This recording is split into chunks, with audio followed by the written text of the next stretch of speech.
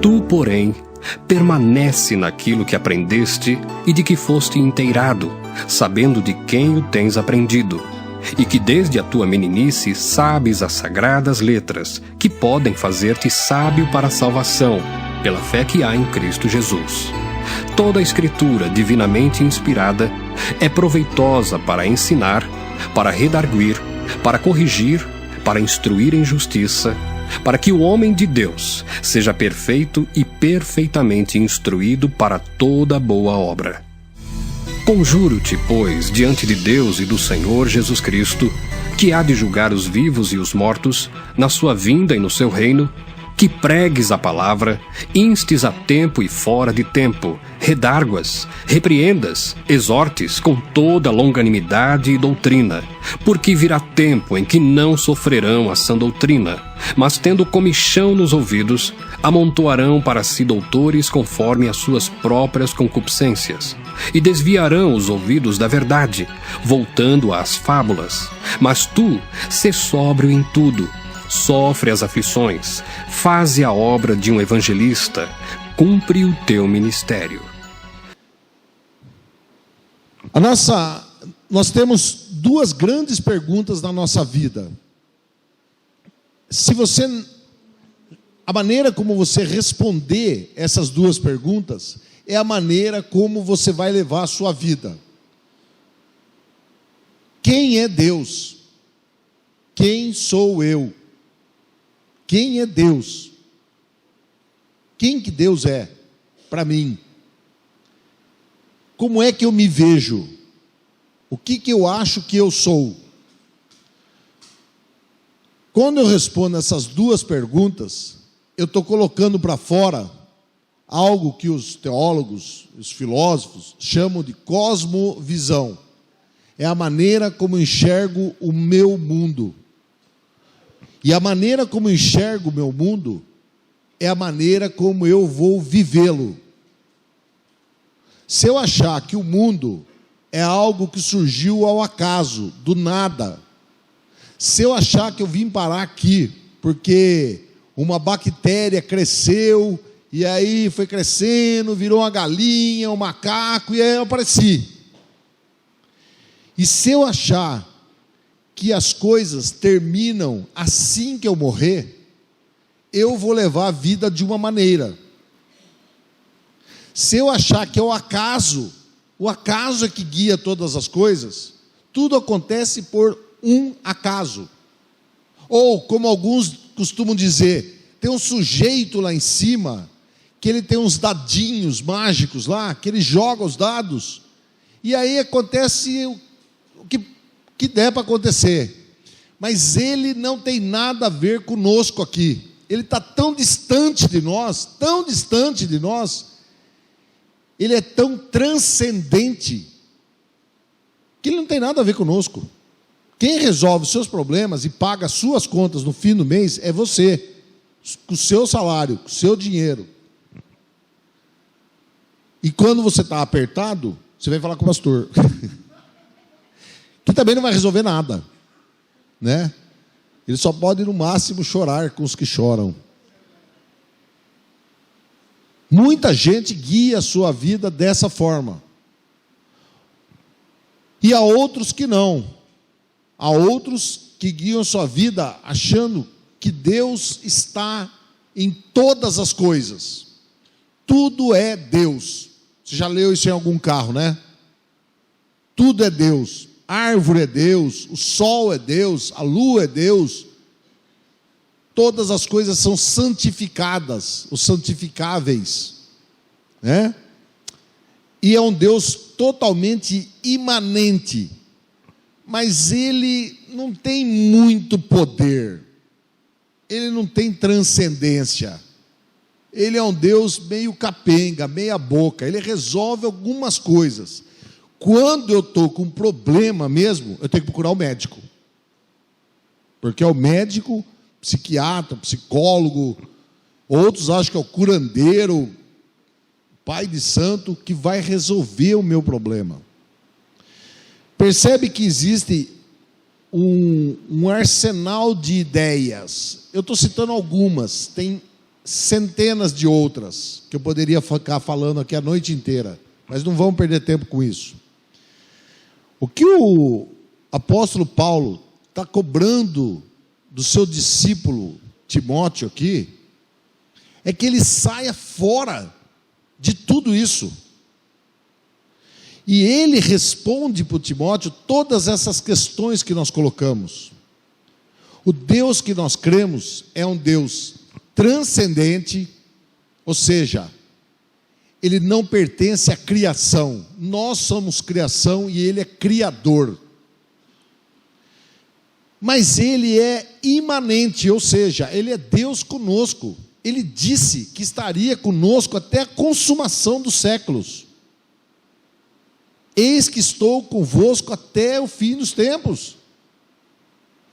Ele é o nosso Deus Emanuel, aquele que está conosco, que aliás habita dentro de nós. Não habita aqui nesse santuário, nessa igreja, mas habita dentro de nós. E dentro de cada um de nós, ele veio propor uma mudança daquilo que éramos. Foi lido aqui o versículo, inclusive 2 vezes, Romanos 8, 23. Perdão, 3, 23. Todos pecaram, todos, quem que é todos? Todos. Depois de Adão, todos. E carecem da misericórdia de Deus. Ou seja, sem Deus, nós não somos nada, nós somos perdidos. Por isso é que ele está dizendo para o seu discípulo aqui, que ele foi instruído desde a infância pelas Sagradas Escrituras, e por isso ele pode se tornar sábio para salvar as pessoas pela fé em Cristo Jesus. Percebe que você está na mesma condição que o Timóteo? Nós somos instruídos desde que nós somos crianças, até para frente, a aprendermos das Sagradas Escrituras. Para quê? O que significa essa salvação? Salvação é a tal da boa nova, né? É o Evangelho.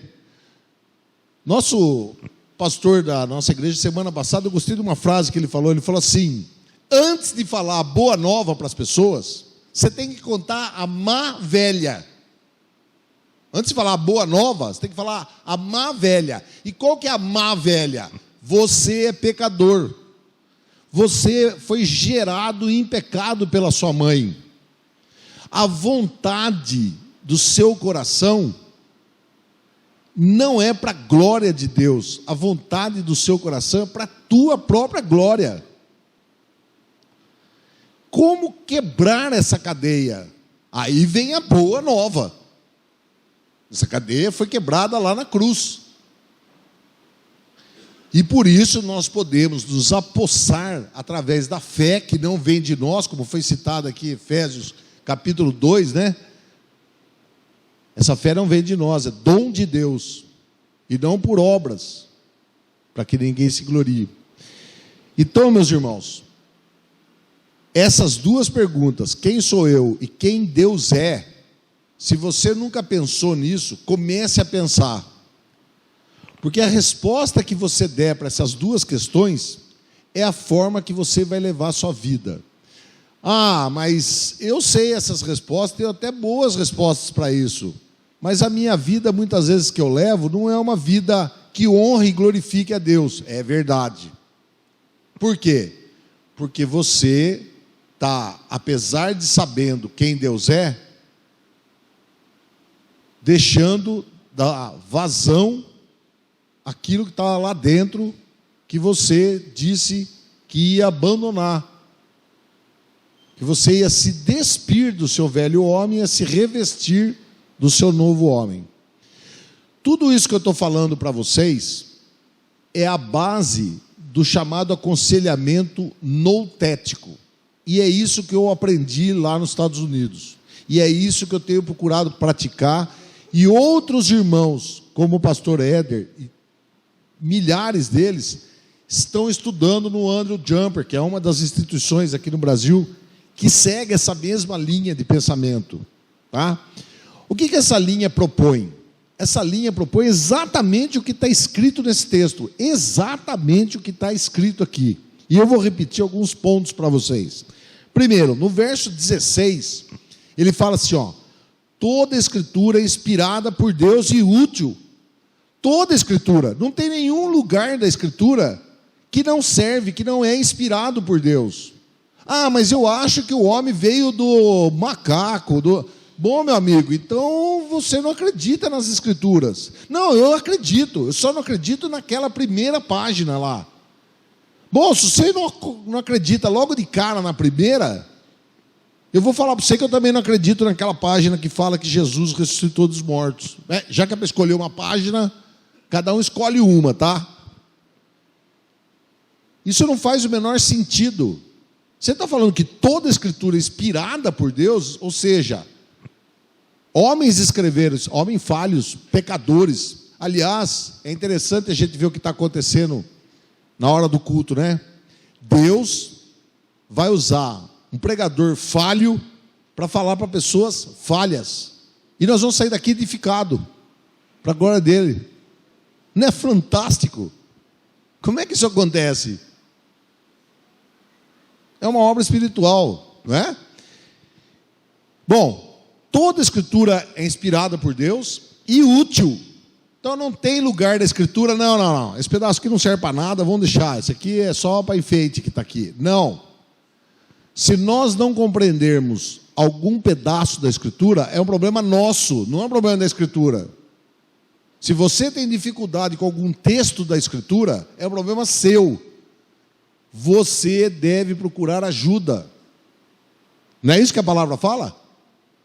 Que o Senhor designou alguns para mestres, apóstolos, professores, pastores, e é para isso que servem os pastores, os presbíteros, os diáconos, os professores de escola dominical. É para isso que eles servem, para que eles me ajudem a entender o que está escrito aqui, porque toda a escritura inteirinha, do Gênesis ao Apocalipse, é útil para quê? Para repreensão, correção, educação na justiça, a fim de que o homem seja perfeito e perfeitamente habilitado para toda a obra. Veja que é interessante, né? Ele fala repreensão e correção. E educação, perdão, ele começa falando, é útil para o ensino e repreensão, correção e educação. Vocês perceberam que as palavras estão pareadas? A palavra ensino está pareada com a palavra educação. E a palavra repreensão está pareada com a palavra correção. É como se ele estivesse reforçando uma ideia, né? Então, basicamente, ela serve para quê?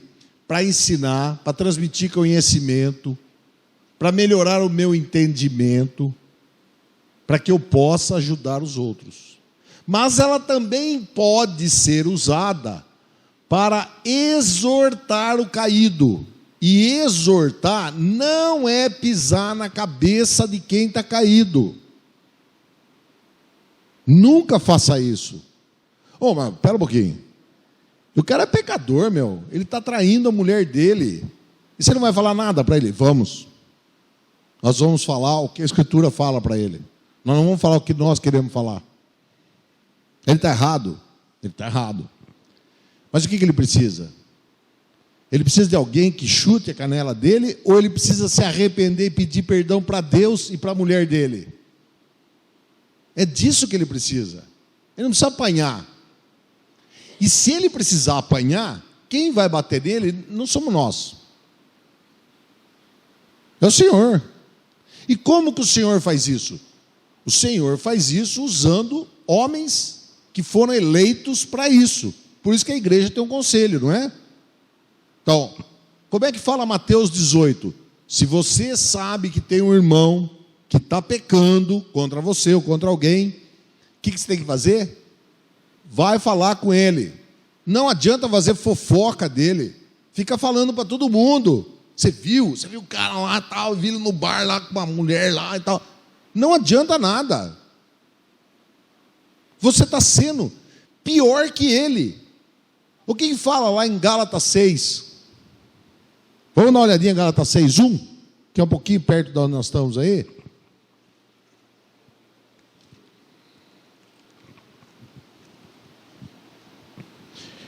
Gálatas 6:1. Irmãos, se alguém for surpreendido em alguma falta, vós que sois espirituais, corrige-o com espírito de brandura e guarda-te para quê? Para você não ser tentado também. Você que pegou ele no fraga lá, vai virar um linguarudo agora. Agora tem que disciplinar os dois, né? O que estava no boteco e você. E ele põe um adjetivo ali. Como é que tem que corrigir o irmão? Com brandura, não é chutando a canela dele. Ah, mas ele é pecador. Não somos nós que julgamos as pessoas assim. Não é Mateus 7 lá?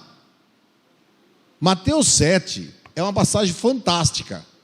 Mateus 7 fala assim, ó, do mesmo jeito que você julga as pessoas, você vai ser julgado, né? Daí você fala assim, então eu vou deixar passar batido. Não é isso que ele está falando.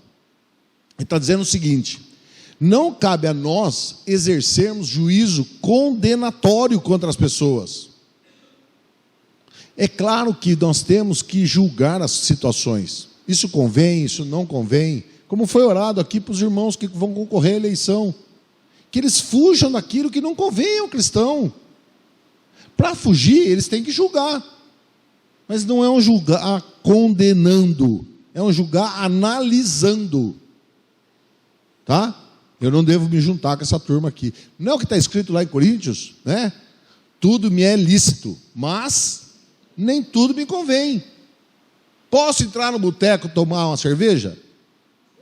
Até posso, mas se alguém me vê lá, ou o menininho na igreja que está crescendo, será que vai ser bom? Vai educar? Que nem fala Filipenses lá, né?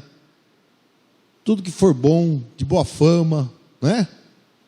Isso tem que ocupar meu pensamento. Ou seja, muitas vezes na hora de eu aconselhar alguém, eu tenho que mostrar para ele algo que ele não está vendo. Meu irmão, que testemunho que você está dando? Olha como é que você está vivendo. Você está gastando mais do que você ganha. Por isso que todo bem você pede ajuda lá para os diáconos. Você anda com o celular novo. Você comprou um carro muito além do que o seu salário permite. Por que você comprou esse carro? Claro que nós não vamos fazer isso como primeira pergunta. Né? De cara, né? Ô, irmão, bonito carro, hein? Com que dinheiro que você comprou isso aqui? Isso não é corrigir com brandura, né? Mas eu posso perguntar para ele como que ele está vivendo. Eu tinha um professor lá e ele sempre falava o seguinte: quando a gente perguntar para o outro como ele vai, se interesse realmente. Meu irmão, como é que você vai? Como é que você está vivendo? Tua família, teus filhos, tuas finanças, está tudo bem com você? Temos que ter esse coração aberto, pronto para dar uma palavra. E muitas vezes nós vamos livrar a pessoa da morte. E quando eu digo morte, é da morte eterna. Então, quando eu me proponho a exortar alguém, na verdade, eu estou fazendo um papel de quê lá para ele? Eu estou fazendo um papel sublime, o papel mais sagrado que pode ter alguém. Abra a palavra do Senhor na segunda carta de Pedro.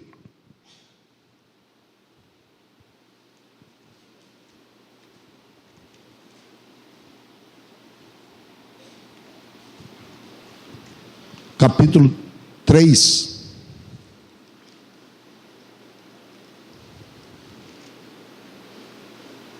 Perdão. Desculpa. Segunda carta de Pedro, capítulo 1, verso 3. Segunda Pedro 1, verso 3. Presta atenção nesses dois versículos aqui, ó. visto como pelo seu divino poder, seu divino poder, nos tem sido doadas todas as coisas que conduzem à vida e à piedade, pelo conhecimento completo daquele que nos chamou para a sua própria glória e virtude, pelas quais nos têm sido doadas as suas preciosas e muito grandes promessas, para que por elas vos tornei coparticipantes da natureza divina, livrando-nos da corrupção das paixões que há no mundo. E está dizendo aí, que a palavra de Deus é tudo o que eu preciso para conduzir a vida e a piedade, ou seja, é para agora. Você fala, a palavra de Deus ela conduz a vida eterna. Não, não é disso que ele está falando, não. Ele está falando da vida de agora. Lá naquele texto que nós estávamos vendo lá de 2 Timóteo, ele vai dar uma listinha, como é que seriam, na primeira epístola de Timóteo, como que as pessoas seriam no final dos tempos? Blasfemadores, irados, caluniadores, não é isso? Como que eu vou lidar com isso? O meu adolescente em casa, ele é muito irado. O que eu faço com ele?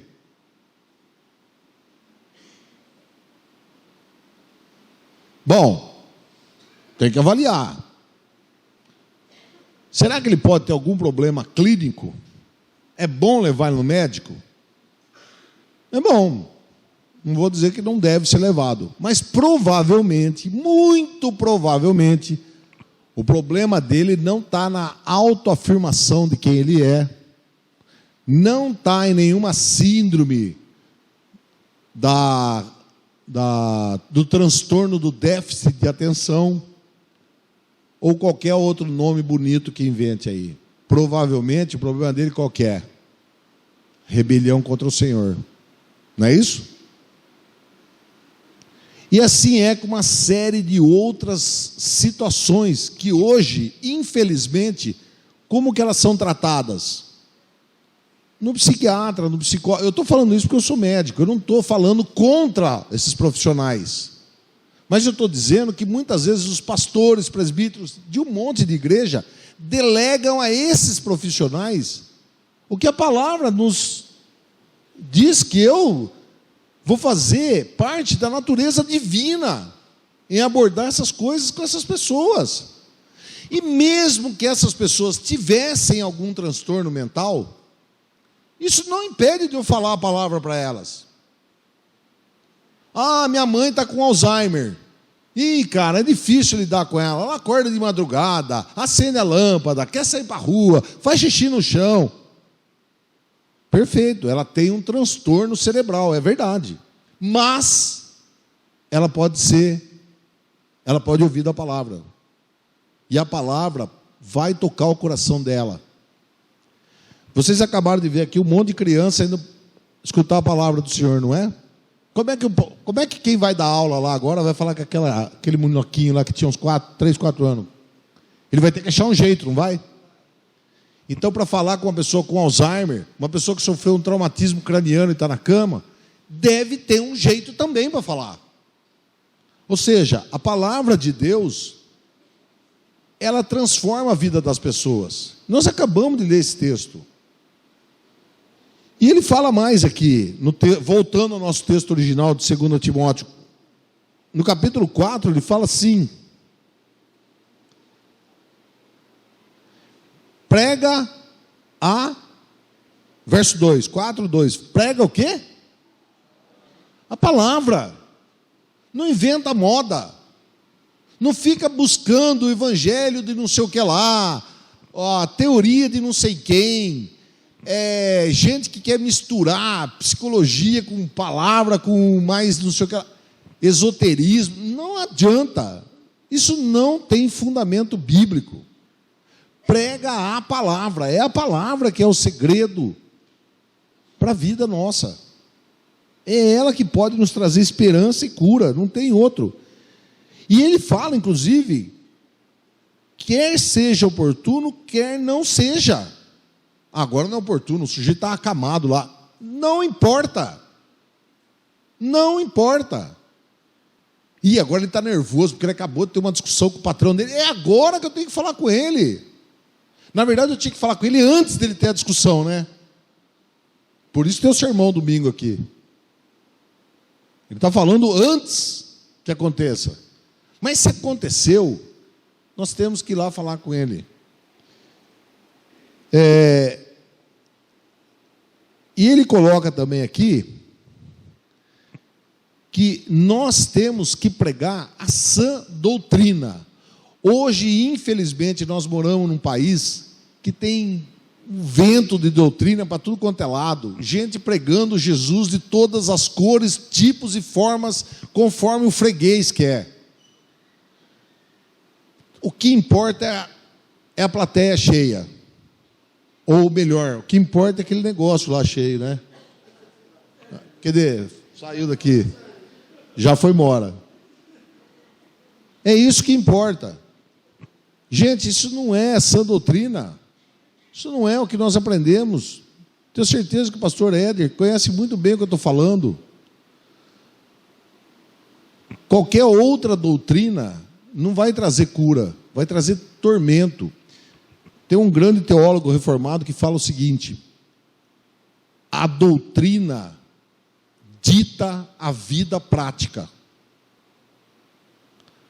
Aquilo que eu entendo, que eu sugo da Escritura para a minha vida, é o que eu vou pôr em prática. Nós tivemos na nossa igreja uma série fantástica que chamou Fé e Trabalho, onde foi mostrado que nós não precisamos ser missionário lá no Zâmbia. Não digo que isso é ruim, pelo contrário, é muito bom que tenha pessoas que se dispõem a fazer isso. Mas você que quer pregar o evangelho para alguém, não precisa fazer um curso teológico profundo, não precisa nada. Você que tem uma padaria, um comercinho, tenha certeza de uma coisa, meu irmão. Não é o versículo na embalagem, que você pode até pôr. Não é pondo música gospel o dia inteiro no seu estabelecimento, que você também pode pôr. Não é fazendo reunião de oração no fim do expediente com a turma ou no começo. Isso você também pode fazer, que é muito bom. Mas não é isso que é pregar a palavra. Isso é bom, mas não é isso que é pregar. Pregar a palavra, sabe o que é? É quando você trabalha para a honra e glória do nome do Senhor Jesus. Não aceitando fraude, não dando mau testemunho, sabendo lidar com as pessoas, seus funcionários, com humanidade, respeitando o seu cliente, sendo um cidadão brasileiro firme. Nós vivemos num país com dificuldade nessa área hoje em dia, né? Nós temos que fazer diferença. É como eu disse lá no começo, nós somos chamados a testemunhar. O tempo todo nós somos testemunhas. E as pessoas estão nos vendo. Tenha certeza disso.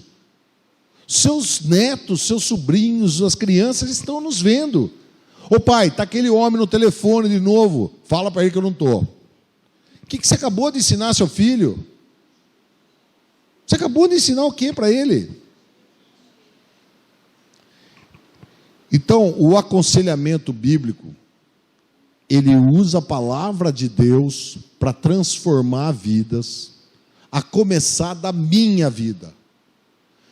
Eu estou falando aqui um monte de coisa para vocês, e pode ter certeza que para mim foi muito duro ouvir isso pela primeira vez. E eu queria encerrar minha fala aqui com uma passagem que eu gosto muito, que é Colossenses capítulo 3.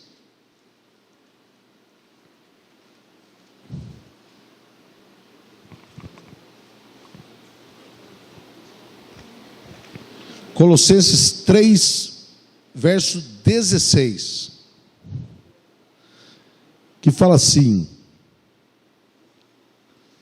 habite ricamente em vós a palavra de Cristo, instruí-vos e aconselhai-vos mutuamente em toda sabedoria, louvando a Deus com salmos e hinos e cânticos espirituais, com gratidão em vosso coração. Aconselhai-vos mutuamente. Sabe o que é essa palavra aconselhai-vos? Aí no original é a palavra nouteses. confrontai-vos. Confrontai-vos com o quê? Com a verdade das Escrituras. Por isso que eu tenho que conhecer bem a palavra. E a palavra, vocês se lembram lá em Efésios, na história da armadura, o que a palavra é? A espada. E quem não sabe manusear direito a espada, o que acontece? Acaba se machucando. A palavra tem que ser como está em Hebreus, para discernir os pensamentos das intenções. Não, eu pensei em ajudar o fulano. Você pensou ou era a sua intenção fazer isso?